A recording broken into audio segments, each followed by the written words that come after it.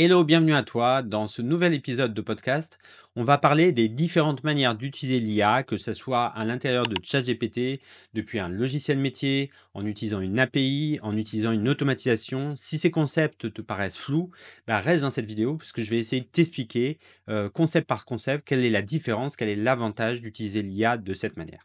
Moi, c'est Sébastien, je suis un architecte et je m'intéresse à l'IA appliquée à l'architecture. Donc j'essaie depuis à peu près un an de rendre le sujet plus populaire auprès de mes collègues architectes en créant notamment des formations en ligne dont tu peux voir le lien en description et qui te permettent de passer à l'IA, d'utiliser l'IA pratiquement dans ton métier, les différents cas d'usage pour connaître les meilleurs logiciels, etc.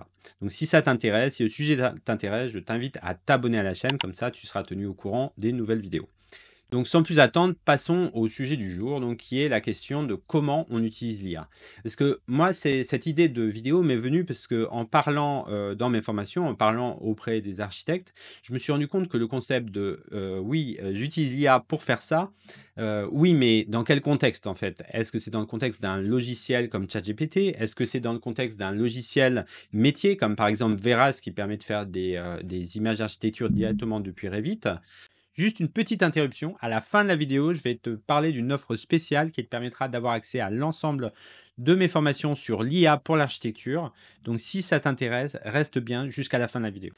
Ou bien des logiciels comme Archinorm qui permettent d'interroger les normes de la construction. Donc, ça, c'est un logiciel métier. Ou bien dans une automatisation. Alors, ça, c'est un concept qui est moins connu en architecture, mais j'ai fait une formation récemment qui permet de faire une base de prix alimentée par l'IA. Bah, cette base de prix alimentée par l'IA, le faire dans ChatGPT, c'est pas vraiment faisable. On utilise derrière la capacité de ChatGPT de gérer l'information, mais il n'y a pas que de l'IA, il y a aussi de l'automatisation. Donc voilà, je t'expliquerai un peu plus tard dans cette vidéo qu'est-ce que c'est les automatisations et pourquoi c'est intéressant d'y penser. Mais là, c'est encore une autre manière d'utiliser l'IA. Enfin, on a aussi la différence entre les logiciels propriétaires type ChatGPT, où il faut se connecter, il faut avoir un compte. On envoie les données sur un serveur distant. Et les logiciels open source, comme par exemple Stable Diffusion, où on peut télécharger un modèle d'IA sur son ordinateur et finalement utiliser l'IA en local sans forcément dépendre d'une connexion Internet. Enfin, il y a toutes les questions. Pareil, est-ce que j'utilise l'IA depuis mon ordinateur? Est-ce que je l'utilise depuis mon téléphone? Maintenant, les choses sont allées très, très loin parce que même ChatGPT maintenant est accessible, par téléphone. On peut l'appeler et il nous répond en vocal. On peut même lui envoyer un message sur WhatsApp et il nous répond sur WhatsApp. Donc, on voit que l'IA finalement est en train d'infuser toutes, les manières d'utiliser, l'informatique, d'utiliser l'IA et du coup, ça devient un petit peu flou la limite entre tout ça. Reprenons les choses depuis le début. Je pense que, l'usage le plus simple et celui que tout le monde connaît, c'est l'utilisation de l'IA via un logiciel d'IA généraliste, un outil d'IA généraliste comme ChatGPT. Donc ChatGPT, c'est quoi? C'est un modèle de langage, donc c'est un modèle d'IA spécialisé qu'on appelle en anglais un LLM. Et quand tu te connectes dans ChatGPT, finalement, qu'est-ce que tu fais? Tu as une couche d'interface logicielle qui te permet de dialoguer sous la forme d'un chat avec un modèle d'IA. Et le modèle d'IA, du coup, il répond et le logiciel affiche la réponse. Donc ça, c'est un mode d'utilisation. Dans ChatGPT, il y a déjà plusieurs manières de faire. Donc ChatGPT, on peut accéder depuis ton logiciel sur l'ordinateur. On peut accéder depuis un téléphone mobile parce qu'il y a une application ChatGPT. Donc, si tu la télécharges, ne te trompe pas parce qu'il y a pas mal de faux ChatGPT. Pour savoir si c'est le bon, regarde les stats. Si c'est l'application la plus populaire, il y a des chances que ça soit celle-là. Donc, si on veut créer un logiciel utilisant l'IA, on a deux choix. Soit on utilise ce qu'on appelle une API. Donc, une API, c'est une manière de communiquer entre logiciels. C'est-à-dire, moi, je veux faire un logiciel métier. Qu'est-ce que j'utilise pour faire ça? Je ne vais pas créer ma propre IA. C'est quelque chose il faut des millions de dollars pour le faire. Donc, je n'ai pas les millions de dollars. Même la meilleure startup française qui veut concurrencer les LLM américains, c'est Mistral, mais ils ont beaucoup moins d'argent que les Américains et c'était déjà difficile. Mais ces logiciels d'IA, donc comme ChatGPT, ils fournissent ce qu'on appelle une API, c'est-à-dire une manière de les utiliser sans devoir se connecter manuellement à ce logiciel. Donc moi, ça me permet quoi? Ça me permet en fait d'utiliser la puissance, on va dire, d'IA de ChatGPT sans avoir à réinventer la roue. Et pourquoi en quoi je vais l'utiliser, pour un cas d'usage pratique? Mettons que moi, je veux faire un logiciel et je veux faire un compte rendu, un générateur de compte rendu de réunion. Bah, ce que je vais faire, c'est que je vais créer une interface qui va te permettre de saisir du texte correspondant à ta réunion, par exemple, les notes de réunion. Et après, je vais aller appeler cette API de ChatGPT. Et soit moi, je vais prendre cette API, c'est moi qui vais aller la payer et je te refacturer le montant sur l'abonnement. Ou soit je te demande directement ce qu'on appelle une clé d'API. C'est-à-dire que toi, tu crées un compte sur un autre site qui s'appelle platform.openai. Tu peux créer un compte, laisser ta carte bleue, etc. Et tu peux créer une clé d'API par logiciel. Donc ça, c'est quelque chose qui est très pratique. Donc il y a ces deux modalités. Soit le logiciel, en fait, te facture un prix d'ensemble et après, bah, il ne te demande pas de clé d'API. Lui, il peut utiliser l'API d'OpenAI, donc celle de ChatGPT, l'API de Claude, voilà, qui est un logiciel, enfin le modèle d'IA concurrent. Voilà, c'est un peu comme ça que ça marche. Un cas d'usage pratique que tu peux avoir, moi, c'est le cas. Moi, j'utilise un logiciel qui s'appelle Obsidian, qui est un peu un équivalent de Notion. Donc, si ni Notion ni Obsidian te parlent, c'est des logiciels de prise de notes, des logiciels qui peuvent servir à la gestion de projet. On peut faire beaucoup, beaucoup de choses avec. Mais Obsidian, il est plus orienté vers la gestion de connaissances, en fait. Comment, quand tu apprends des choses, tu les écris, tu les stockes, tu les relis entre elles. Et donc dans Obsidian, en fait, il y a des plugins et les plugins, on peut mettre une clé d'API de OpenAI, donc de ChatGPT. Et pourquoi on l'utilise comme ça? Bah, parce que c'est en contexte. Si moi je travaille dans mon Obsidian à écrire une note, j'ai envie peut-être de la dicter à l'audio. C'est-à-dire, au lieu de l'écrire à la main, bah, je parle. Et ben ça, c'est l'une des API de ChatGPT qui s'appelle Whisper. Donc, c'est que tu utilises, quand tu utilises le logiciel ChatGPT, tu utilises cette API sans le savoir. Et moi, je peux l'utiliser également dans un autre logiciel, donc dans Obsidian. Donc ça, c'est une autre manière de l'utiliser. C'est dans des logiciels métiers qui ne sont pas ChatGPT, mais qui utilisent la puissance de calcul de ChatGPT, ou bien des logiciels, des API d'image ou des modèles d'image comme Veras, qui est intégré à Revit. Ça, c'est une manière. Ou bien tu as un logiciel qui permet en fait d'utiliser une clé d'API. Une dernière manière, on va dire, c'est de créer ton propre logiciel. Alors tu vas me dire, créer son logiciel, c'est compliqué, voilà, moi je ne sais pas comment faire.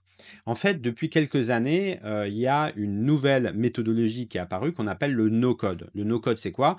C'est qu'en fait, on n'a plus besoin de développer des logiciels en codant, ce qui est quelque chose qui est spécifique aux développeurs. Et bah, si tu n'es pas développeur, ça peut effectivement te faire peur et avec raison. Mais maintenant, il y a des plateformes qui permettent de faire des choses très puissantes sans forcément avoir besoin de coder. Alors, il y a quand même un peu de technicité, il faut quand même apprendre des choses. Et d'ailleurs, j'ai une formation donc, d'introduction à l'automatisation qui est gratuite, je te laisse le lien en commentaire. Mais c'est possible de le faire si tu as, voilà, t'es habitué un petit peu à l'informatique. Il y a des logiques que tu vas apprendre relativement vite. Et l'automatisation, typiquement, c'est quoi? C'est en général une plateforme comme Make, donc qui permet de relier les logiciels entre eux. S'il y a une action dans un logiciel, alors je fais une action dans un autre. Ça, c'est le cas de base. Souvent, on a besoin d'un logiciel pour stocker de la donnée. Par exemple, imagine, tu veux traiter tes comptes rendus de réunion. Bah, du coup, c'est intéressant de les stocker dans une sorte de base de données, mais pas une base de données compliquée comme seuls les logiciels, les développeurs sont habitués à utiliser, mais plutôt une base de données conviviale. Donc moi, pour ça, je recommande en général Airtable. Donc c'est un peu un équivalent de Excel, mais qui est orienté base de données et qui est connecté donc à Make et tous les outils d'automatisation. Donc voilà, reprenons notre exemple de compte rendu de réunion. Donc tu stockes, mettons que tu vas stocker bah, la liste de tes réunions. Donc ça va être une table dans ton Airtable, donc un peu l'équivalent de ce que tu ferais dans Excel, mais c'est dans Airtable. Et à chaque fois qu'il y a une réunion nouvelle, bah, du coup, ton automatisation, elle va peut-être avoir comme but de partir d'une source de base, donc la prise de notes, ça peut être bah, des notes audio, ça peut être un transcript de réunion visio.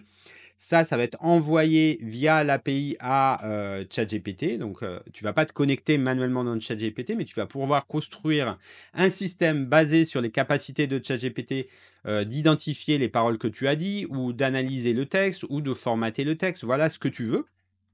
et tu vas mettre un prompt, «en dur» entre guillemets, c'est-à-dire, c'est pas un prompt que tu vas changer à chaque fois, tu vas pas devoir être créatif sur ton prompt à chaque fois. Tu vas le mettre en un endroit bien particulier, tu vas pouvoir le faire très long. S'il y a un problème, tu vas pouvoir modifier le prompt pour l'améliorer et cetera. Donc c'est vraiment comme une configuration. Une fois que ça c'est fait, bah, du coup, à chaque fois qu'il y a l'événement en question, par exemple, tu rajoutes une note, bah, dans ta liste de notes, tu rajoutes une note dans la liste, voilà, à chaque réunion dans ton Airtable, bah, tu vas avoir peut-être un champ notes où tu copies tes notes. Bah, à chaque fois que tu fais ça, l'automatisation va se créer, ChatGPT va être appelé via son API et finalement ça va envoyer le résultat. Donc voilà, ça fait, 3 grandes, manières d'utiliser l'IA. Un, en utilisant un logiciel, on va dire, heu, qui sert à tout comme ChatGPT, mais qui a l'inconvénient de à chaque fois, on doit se demander, bah, finalement, «Qu'est-ce que je vais faire avec ChatGPT? Quel prompt j'utilise? Est-ce que le résultat est bon? Il faut que je lui colle les données ici». Voilà, c'est très bien pour faire plein de choses, mais si tu veux en faire un process dans ton activité qui soit permanent, bah, ça peut être un petit peu contraignant. La deuxième approche, c'est de trouver, le logiciel métier qui fait, ce que tu as besoin de faire. Donc, si c'est un compte rendu de réunion, bah, un logiciel métier pour faire des comptes rendus de réunion. Si c'est la génération de CCTP, un logiciel métier pour faire des CCTP et cetera. Bah, l'avantage, c'est s'il existe, bah, c'est bien, tu as pas besoin de réfléchir. Il utilise l'IA, mais finalement, toi, ça t'intéresse pas forcément qu'il utilise l'IA, juste ce que tu veux savoir, c'est le résultat. Aussi, l'avantage, c'est que le logiciel, il va pouvoir être interfacé entre des logiques métiers. Par exemple, si c'est de la gestion de projet, bah, il fait sa gestion de projet et à un moment, si tu as l'IA par-dessus, bah, c'est juste un plus sur toute une série de fonctions qui ne sont pas liées à l'IA. Il n'y a pas que l'IA dans la vie. L'IA, c'est juste un accélérateur d'une structure bah, d'outils qui, d'autre part, sont utiles. Donc ça, c'est la deuxième approche, c'est l'approche, tu trouves un logiciel métier. Si tu veux en trouver un, d'ailleurs, j'ai un guide complet des logiciels, utilisables, par les architectes et qui implémentent l'IA. Donc ça, pareil, je te laisse le lien en description. Et enfin, la troisième approche, c'est de construire ton propre outil. Ce qui est pas forcément impossible, ça peut te paraître compliqué parce que ça l'était effectivement à un moment. Mais maintenant, grâce à, l'automatisation no code, donc grâce à des plateformes comme, Make, comme Airtable, qui sont bien designés, simples à utiliser et surtout qui te permettent de structurer ton information de manière claire, bah, grâce à ça, tu vas pouvoir te connecter au modèle d'IA en API, c'est-à-dire en créant un compte sur l'API de OpenAI, donc qui est lié à ChatGPT, et pouvoir utiliser toute la puissance de l'IA, mais en la combinant à d'autres choses, comme par exemple bah, les derniers mails que tu as reçus, les comptes rendus de réunion, de l'information sur tes projets, etc. Donc l'automatisation no code, bah, ça te permet de te créer tes propres outils. Voilà, donc j'espère que ce sujet t'a intéressé, que tu as appris des choses concernant la manière d'utiliser l'IA. Et je voulais te parler d'une offre que je veux te faire concernant mes formations en ligne. Donc l'idée, c'est de regrouper en fait mes formations dans le cadre d'un pack auquel tu pourrais avoir accès et qui te permettrait du coup d'avoir accès à toutes mes formations sans forcément avoir besoin de choisir est-ce que ce sujet m'intéresse, est-ce que je veux creuser ce sujet, etc. Donc, l'idée, c'est, du coup, bah, de te proposer ce pack à un tarif évidemment beaucoup plus avantageux puisque, bah, il n'est pas terminé, hein. L'idée, c'est de l'alimenter au fil de l'eau et notamment dans le courant de cette année. Alors actuellement, il y a quoi dedans? Actuellement, il y a Architecte GPT, donc c'est la formation que je consacre à l'utilisation de ChatGPT pour les architectes avec les principaux cas d'usage, le prompt engineering et cetera. Après, il y a une formation que je vais sortir la semaine prochaine qui est consacrée, qui est une sorte d'introduction en fait, donc ça comprend les différents sujets, à la fois ChatGPT, mais également l'image et également la modélisation et le BIM avec l'IA. Donc ça te permet d'avoir une vue d'ensemble bah, sur ce qu'il faut savoir pour commencer avec l'IA.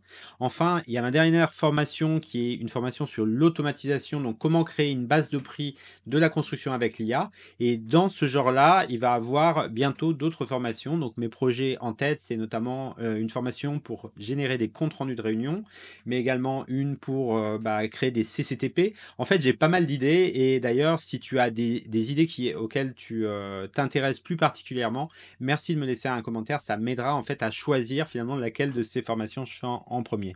Donc ça, c'est compris également dans le pack et après la suite, c'est ça. En fait, c'est, notamment la partie sur l'image. Pour l'instant, j'ai assez peu abordé la partie sur l'image, donc là, je l'aborde avec la formation que je vais sortir sur l'introduction à l'IA, mais je vais rester quand même, un peu en superficie parce que c'est 5 heures sur, tous les sujets, de l'IA, donc il faut forcément, répartir par rapport à ce que j'ai à dire. Mais, le thème de l'image, il y a beaucoup à dire, notamment la partie utiliser les outils IA comme Midjourney, comme Render pour faire, de l'image sans forcément investir beaucoup de temps en apprentissage, en technique. Et après, il y a tout l'écosystème de Stable Diffusion et de Flux, notamment en utilisant un outil, open source qui s'appelle Confi UI, qui est un outil assez génial qui permet de combiner des blocs, un petit peu comme dans Dynamo ou Grasshopper en fait, pour, faire n'importe quel processus d'image, que tu as en tête de manière très efficace. Et évidemment, on va continuer sur l'automatisation, classique, donc celle qui utilise ChatGPT et les plateformes comme, la plateforme comme Make et Airtable. Voilà, donc si tu veux accéder à ce pack, actuellement, le prix, c'est 478 €. Donc ça te coûte évidemment moins cher, de prendre le pack plutôt que de prendre chaque formation en individuel et plus je mettrai de formations dans le pack, plus le prix va augmenter. Mais si tu rejoins dès maintenant, évidemment, le prix, il va être, au plus bas. Donc moi, je t'encourage à prendre le pack. Comme ça, en fait, tu as pas tellement à choisir quelle formation, tu veux et comme ça, toutes mes nouvelles formations, tu les auras et ça permettra également d'avoir un peu une notion d'école, on va dire, de communauté, vu que tout le monde aura accès au même contenu. Voilà, je te remercie, de ton attention, d'avoir, regardé cette vidéo. Je t'invite à laisser un like à cette vidéo, si le contenu t'a intéressé et je te dis à bientôt pour un prochain épisode pour apprendre ensemble l'IA pour l'architecture.